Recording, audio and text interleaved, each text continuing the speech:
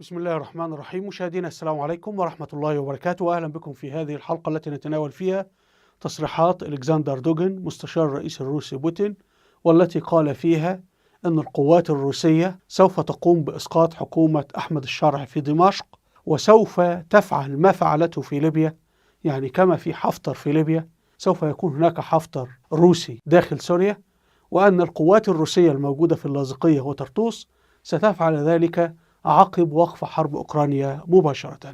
وأيضا أن الرئيس التركي أردوغان سيدفع ثمن خيانته لروسيا وثمن قيامه بإسقاط بشار الأسد. تعالوا نسمع.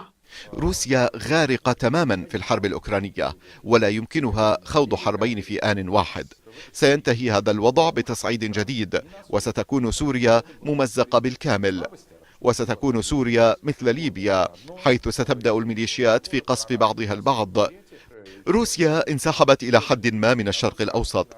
نحن نركز الآن على حربنا، وعندما ننتصر فيها سيعود لروسيا دورها في العالم الإسلامي.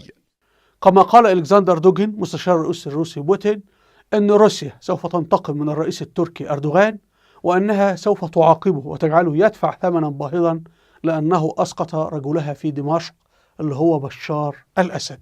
تعالوا نسمع. لم نعد نتعامل مع قائد لدولة عظمى لا يحترم كلمته، وأردوغان سيدفع ثمنا باهظا جراء ذلك. لقد غير تصنيفه الجيوسياسي في أعيننا وأعين العالم بأسره. الآن عندما يحين الوقت لترامب لتصفية الحسابات معه، يمكننا أن نقول أننا سندعمه كما دعمناكم في سوريا. طبعا ألكسندر دوغن يعتبر أن ما فعله أردوغان هو تكسير للهلال الشيعي الذي قامت روسيا ببنائه.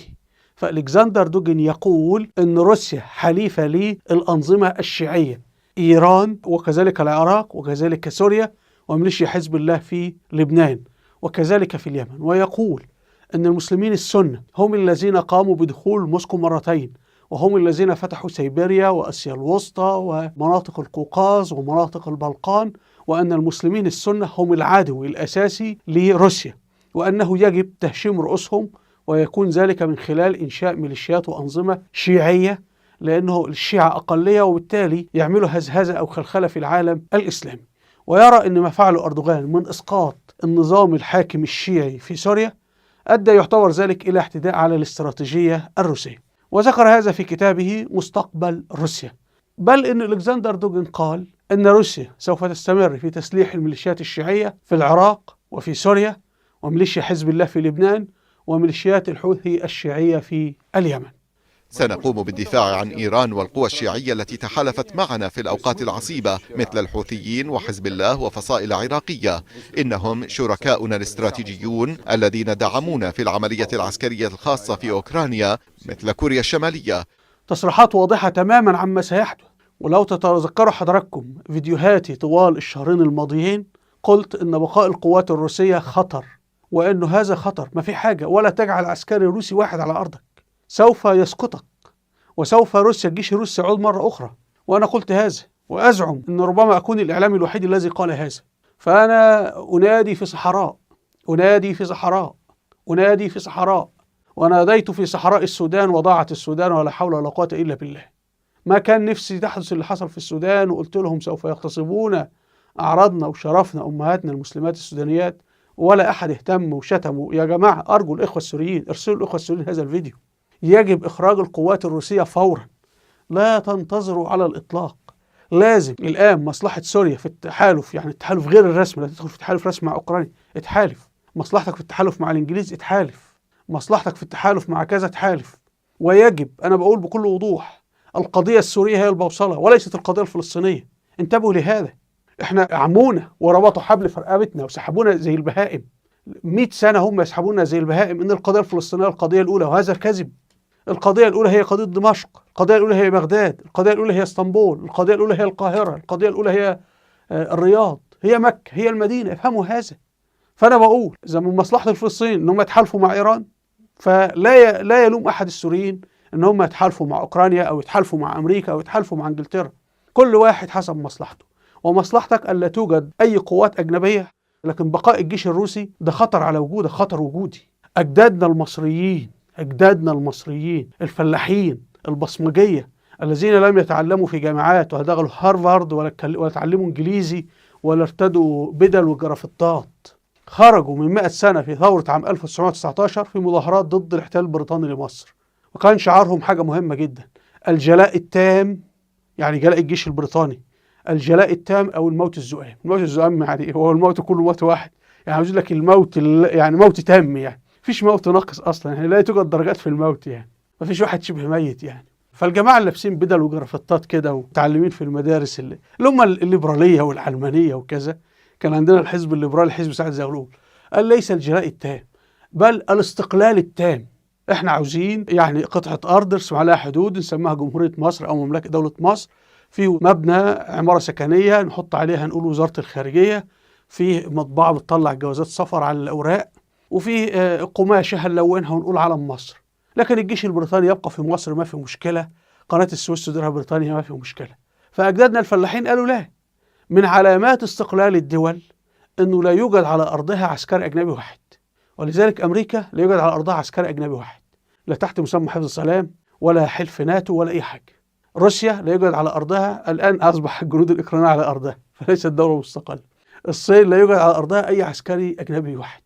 بريطانيا لا، بريطانيا داخلها قوات الجيش الأمريكي حلف الناتو، يعني بريطانيا أيضا ليست دولة كاملة الاستقلال، يعني لا نريد أن ندخل في هذا. لكن أنا بقول لك أنت لست لا دولة ولا يحزنون، وأنت حجمك صغير ومساحتك صغيرة، وبالتالي لابد الاتحاد مع تركيا. الاتحاد مع تركيا ضرورة وجودية. وأنا بقول إذا حصل اتحاد بين تركيا وسوريا، مين اللي هيحكم؟ سوريا اللي هتحكم، لأنه أصوات الناخبين العرب هتكون المرجحة، وهيكون العرب اللي هم العرب السوريين داخل تركيا هم اللي هيصنعوا الملوك في تركيا، وهيكون المسلمين العرب هم الدولة العميقة كما كانوا في عهد السلاجقة وفي عهد الدولة العثمانية. انظروا، المسلمين الأتراك صحيح حكموا مصر، أقاموا دولة المماليك والدولة العثمانية والدولة الطولونية والدولة الإخشيدية وغير ذلك، لكن هل توجد لغة تركية في مصر؟ لا.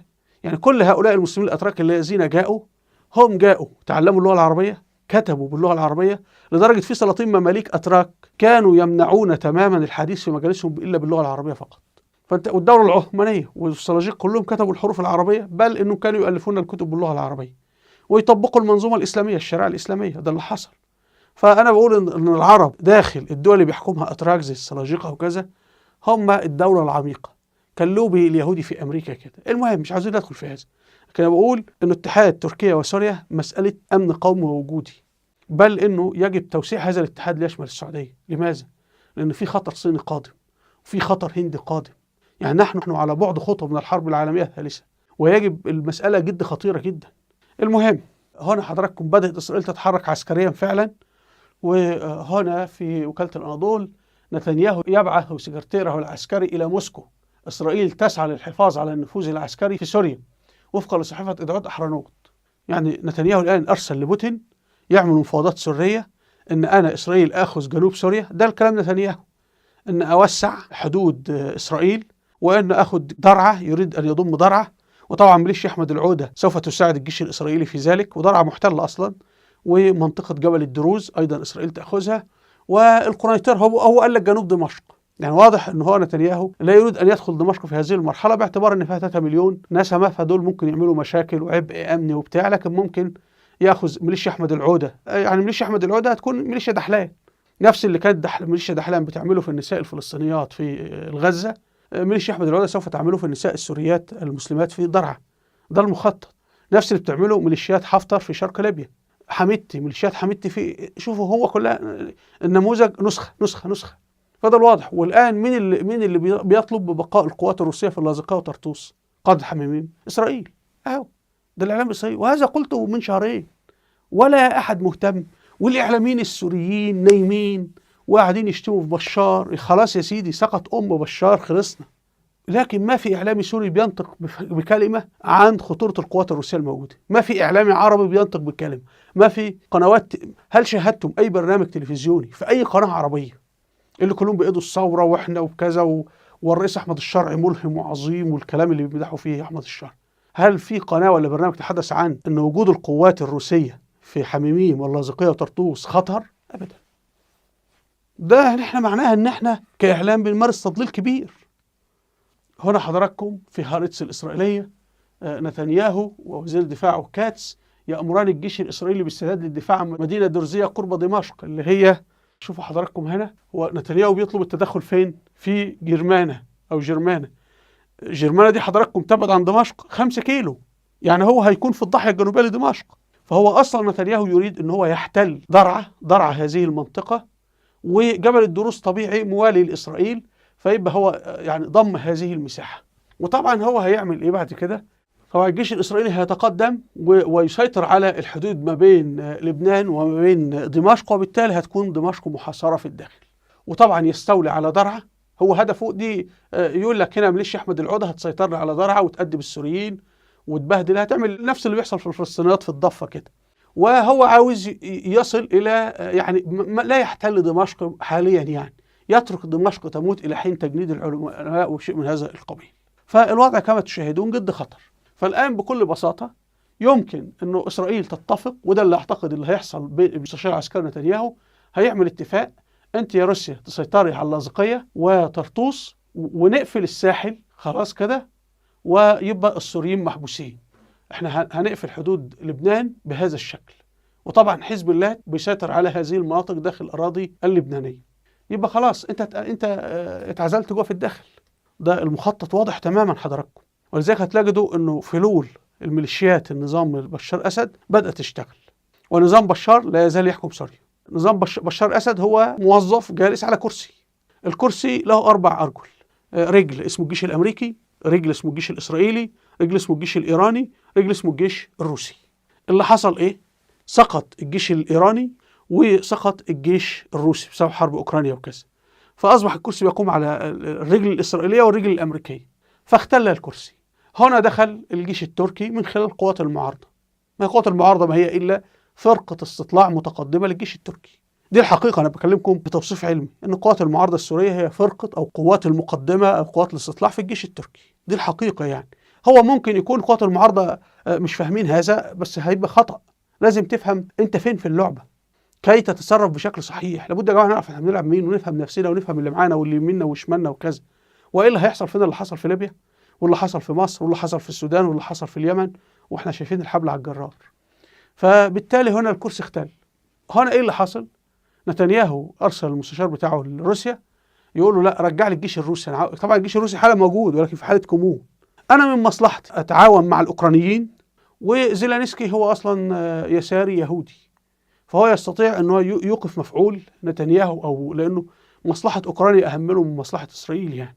وتستطيع انك تاخذ من اوكرانيا اسلحه او امور تكنولوجيا، لان اوكرانيا عندها خبره في حرب روسيا.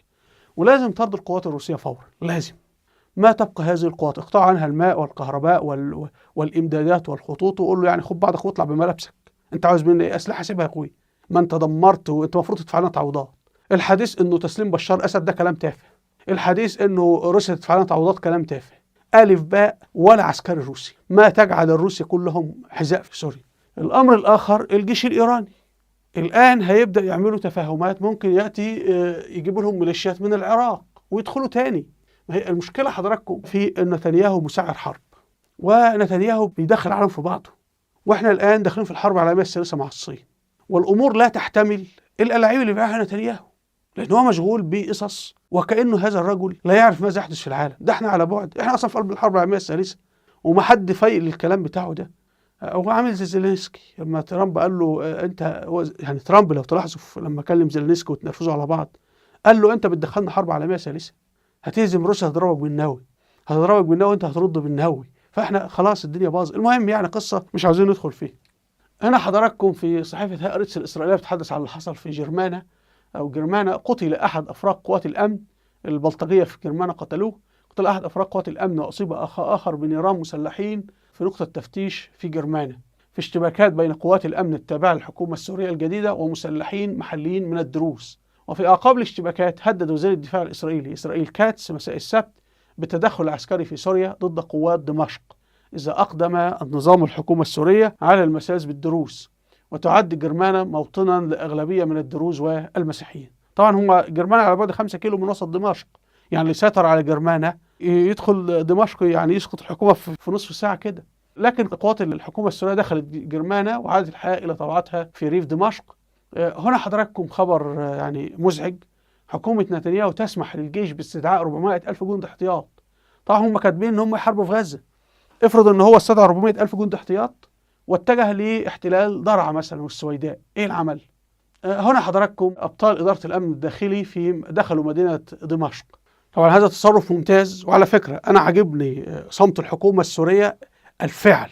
هم ما طلعوا بيان ولا اتكلموا، ولكن فورا القوات راحت حسمت التمرد، دخلت جرمانة. هنا إسرائيل ما اتدخلتش لأن إسرائيل وجدت حزم في الفعل. فهمنا القصة؟ طيب هنا حضراتكم الإعلام السوري محمد الأشقر وصل جرمانة بدمشق الآن من مدينة جرمانة، وتحديدا الساحة الأشهر ساحة السيوف. طبعا الوضع عكس ما يتم الترويج له عن طريق الإعلام بشكل تام، وأهالي مدينة جرمانة رافضين رفض تام لتصريحات نتنياهو، مأكدين على أنهم سوريين ولون مهم من ألوان الطيف السوري، وإن شاء الله المشكلة اللي صارت بطريقة للحل، ولا عزاء للشامتين. في خبر تردد أنه في طائرات تركية دخلت إلى دمشق بالأمس، والخبر وجدته على وسائل التواصل الاجتماعي لكن لم أجده على أي منصة حكومية تركية. هنا حضراتكم في حساب النشر التركي محمد أردوغان يقول: أرسلت تركيا طائراتها إلى العاصمة السورية دمشق، وهي رسالة للكيان الإسرائيلي بأن تركيا متواجدة لحماية أراضي سوريا وأهلها. قصفت إسرائيل بالأمس دمشق مرة أخرى، حيث استهدف ريف دمشق في الساعة 11:45 دقيقة. بعدها ب15 دقيقة فقط وصلت 13 طائرة مقاتلة تركية إلى العاصمة السورية دمشق. تم قطع الترددات لبعض الطائرات الإسرائيلية. هذه رسالة واضحة للكيان الإسرائيلي، وهي أن إخواننا السوريين ليسوا وحدهم، وأن تركيا معهم متواجدة على الأراضي السورية. القوات التركية متواجدة بقواتها العسكرية والاستخباراتية في سوريا. أنا أقول يجب أن لا تدخل قوات تركيا في كل مكان. وبعدين هي إسرائيل عندها نووي، يعني لا حد هيجي ناحيتها ولا يحزنون يعني. وأقول لكم إن مصير إسرائيل سيحدده الحرب العالمية الثالثة، والذي سينتصر في الحرب العالمية الثالثة هو اللي يأخذ فلسطين. يعني لو الهند فازت تأخذ فلسطين، لو الصين فازت ستأخذ فلسطين. بصوا، هذا العالم مبني على الخيانة والغدر، وما في حد يقول لك صاحب فلان ولا صديق فلان. واحنا شاهدنا ادي امريكا واوكرانيا ايه اللي حصل بينهم، واوكرانيا وروسيا اللي هم عرق واحد ودين واحد ولغة واحدة، ماذا حدث بينهم؟ فهو هكذا يسير العالم يعني. فاللي عاوز اقوله انه يجب دخول قوات الجيش التركي الان المدن السورية. طبعا ما هيكون عدو داخل المساكن، هيبقوا خارج المساكن طبعا، بس دي مسألة جد مهمة قبل فوات الأوان. لأن نتنياهو الآن ممكن يتصل بترامب ويقول له والله ده أنا هخلص الموضوع في درعا والسويداء في ساعتين يا سيادة الرئيس وبتاع، فترامب ممكن يقول له ماشي عدي. لكن لما يبقى في قوات الجيش التركي موجودة، ترامب هيقول له وقف، أنت هتودينا فين وهيحصل حرب وتبقى قصة كبيرة يعني أقصد أنه سوف يجري منع إسرائيل مليون مرة أنها تتورط في حرب مع تركيا. لكن لما تقول لك احنا هندخل نحارب سوريا هيبقى في استخفاف. وهنا طبعا هذا الخبر هو هدفه ايه؟ ان تركيا بتقول لاسرائيل خلي بالكم، احنا بالتجربه بنعمل لك تشويش على الطائرات بتاعتك فانت تدخل حرب تهزم، فما في داعي تدخل. يعني دائما كما قال معاذ بن ابي سفيان: فلا اضع سيفي حيث كان يكفيني صوتي، ولا اضع صوتي حيث كان يكفيني لساني. فهي المساله كده، ليه انت تنتظر لما الحرب تقع وبعدين الحرب بقى نار؟ فانا لا امنع اندلاع النار من البدايه. هنا وزير الخارجية التركي هكان فيدان وجه تحذير لإيران، تحذير خشن وغير دبلوماسي بالمرة، وهو: يا إيران، أنت لو بتسلحي الميليشيات الشيعية في سوريا، فنحن كتركيا هنسلح ميليشيات تركية داخل الأراضي الإيرانية، لأن في أتراك، في تقريبا 40 مليون تركي داخل الأراضي الإيرانية، وممكن بقى ناس عايزة تنفصل والقومات التركية، وأنت عارفين القصص دي يعني. وده طبعا معناها إنه القنوات الدبلوماسية فشلت. هنا في قناة إيران انترناشونال، وزير خارجية تركيا: إيران تكبدت ثمنا باهظا. وفيدان قال مخاطبا إيران: إذا حاولتم دعم مجموعة في بلد ما اللي هي سوريا، فإن ذلك البلد اللي هو سوريا، أو ربما يقصد تركيا الله أعلم يعني، فإن البلد سيجد المبرر لدعم المجموعات المعارضة لكم في الداخل، اللي هو يقصد الأتراك الأذربيجانيين داخل أرض إيران. للآخرين نفس القدرات التي لديكم، إذا أردتم ألا يرميكم أحد بحجر فعليكم ألا ترموهم بحجر. هذا العالم للكبار، والكبار يدهوسون الصغار. روسيا الضخمة دهوست أوكرانيا، بل إن ألكسندر دوغن مستشار بوتين يقول إن روسيا دولة صغيرة. يقول إحنا عدد سكاننا في روسيا 150 مليون، وإحنا ورقة، يعني هو يقول كده: إن روسيا ورقة خفيفة على الخريطة، ويجب أن ترفع روسيا عدد سكانها إلى 200 مليون. وبما إن الروس لا ينجبون، ده هو كاتب الكلام ده في كتابه مستقبل روسيا، بما إن الروس لا ينجبون نضم أوكرانيا، وأوكرانيا فيها 50 مليون، كده نوصل ل 200 مليون، نعرف نتكلم مع الكبار الصين وأمريكا. وطبعا هو في اللقاء بيقول خلي بالكم، بيقول كلام مهم، بيقول يا جماعة إحنا اعتمادنا شبه كامل على الصين، بينما نحن لا نمثل للصين شيئا. يعني يقول لك أنا ما أقدرش أضغط على الصين لأن أنا صغير، أنا 200 مليون فقط، الصين مليار و100 مليون، والصين 9 مليون كيلومتر، روسيا 17 مليون كيلومتر، بس أراضي كلها صحراء ثلجية يعني. فهمنا القصة؟ إذا كان هو بيعتبر روسيا صغيرة، أمال إحنا مصر ولا تركيا ولا سوريا نروح فين يا معلم؟ واحد يقول لك إحنا دولة كبيرة كبيرة، هو الراجل عنده نووي وعنده الجيش الروسي وعنده كل هذه الأراضي وأكثر، ويقول لك إحنا بلد صغيرة. أرجو إن إحنا نتعلم من هذا.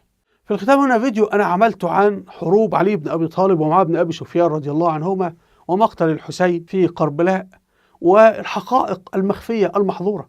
لأن سبب هزيمتنا وسبب ضياع سوريا لم تغزونا إيران بالقوة العسكرية، إيران هشة عسكرية، استطاعت أن تسيطر على عقولنا من خلال دعاية أهل البيت والكربلاء ويزيد قتل الحسين وكل هذه الأكاذيب. ونقول كما قال أجدادنا: نحن جنود أبو بكر، نحن جنود عمر، نحن جنود عثمان، نحن جنود السيدة عائشة، نحن جنود طلحة، نحن جنود الزبير، نحن جنود معاذ بن أبي سفيان، نحن جنود الأمويين.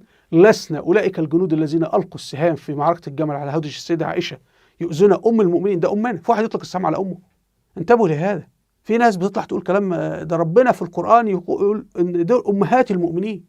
أنت تطلق السهام على أمك؟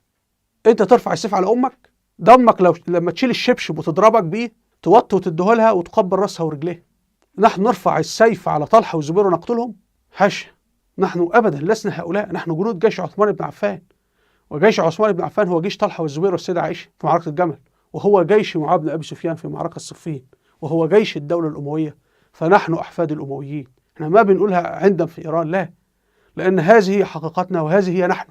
أرجو مشاهدينا مشاهدة هذا الفيديو، وهنا في فيديوهات على اليوتيوب أرجو مشاهدتها. أسفل الفيديو ربط صفحاتي على الفيسبوك وتويتر وانستجرام وتيك توك. هنا قناة فيديوهات والوثائقات التاريخية، أرجو مشاهدة الأمات في مجال التاريخ. أرجو منكم الاشتراك في القناة والضغط على هذا الزر. وإلى اللقاء، والسلام عليكم ورحمة الله وبركاته.